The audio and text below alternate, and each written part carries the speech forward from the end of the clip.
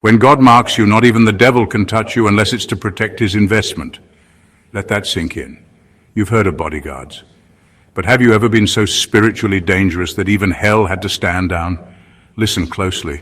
Most people have no idea what it really means to be chosen.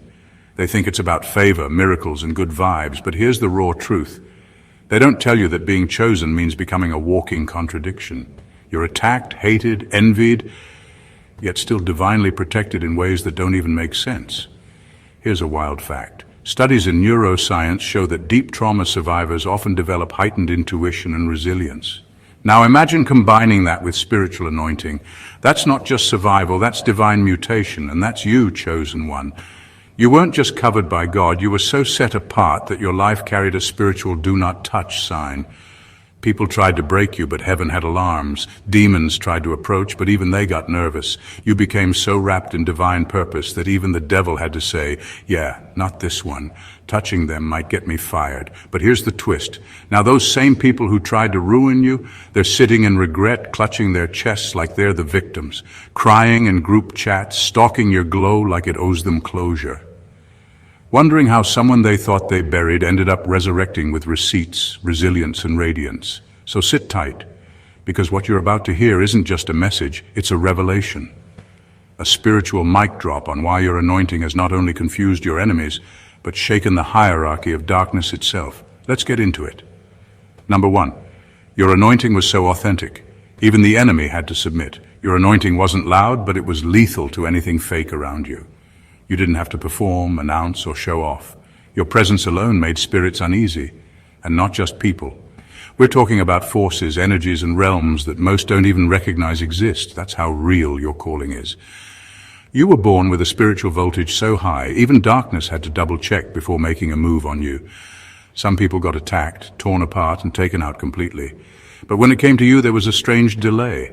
Things would get close but never hit. Plots would form but fall apart mid-air. People would try to curse you and end up cursing themselves. That's not luck. That's divine jurisdiction. Even the enemy had to step back and say, we can't touch this one recklessly. Because to mess with you was to violate heavenly protocol. There are certain people that heaven protects like royalty. You are one of them. And the wildest part, you didn't even know how high your rank was. You were just trying to survive. You were just trying to heal, trying to be normal. Meanwhile, hell was holding emergency meetings wondering why you were still standing. See, the enemy works smarter than people give credit for. He doesn't waste resources on battles he knows he can't win. So with you, he tried subtle routes, through people, betrayal, manipulation, confusion. But even then, something would always block the full impact. That something was your anointing. It wasn't about you being perfect, it was about you being chosen. And because you were chosen, the spiritual realm recognized you as off-limits. Your life was marked, not by trauma, not by failure, but by God himself. And now, the enemy is forced to sit back and watch you glow, watch you rise, watch you walk in full authority, because he couldn't touch you. So now, like everyone else, he's watching you become unstoppable. Number two, they didn't just regret losing you, they regret ever mishandling sacred territory. They thought they were just dealing with a regular person, someone they could toy with, discard, or manipulate when it suited them. But what they didn't realize is they were mishandling something sacred. You weren't just another friend, partner, or family member. You were divine access, a walking connection to grace, healing, and elevation. God placed you in their lives as a lifeline, but instead of recognizing it, they mocked it, they disrespected it.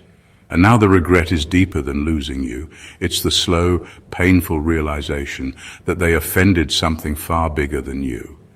People don't always know what they're doing until it's too late. They thought they were playing games with your heart, but they were actually playing Russian roulette with a spiritual assignment. There are certain people in life who come with warning labels straight from heaven, handled with reverence. You were one of those people. You didn't come to them out of coincidence. You were sent strategically, divinely, and purposefully. But because you didn't come in a fancy package, they couldn't recognize the power you carried. They disrespected the blessing because it didn't look like the one they expected. Now the regret is eating them alive, not just because you're gone, but because their life hasn't been the same since.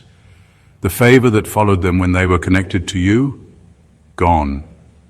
The peace they had in your presence, disrupted. The spiritual covering they never realized you provided, lifted.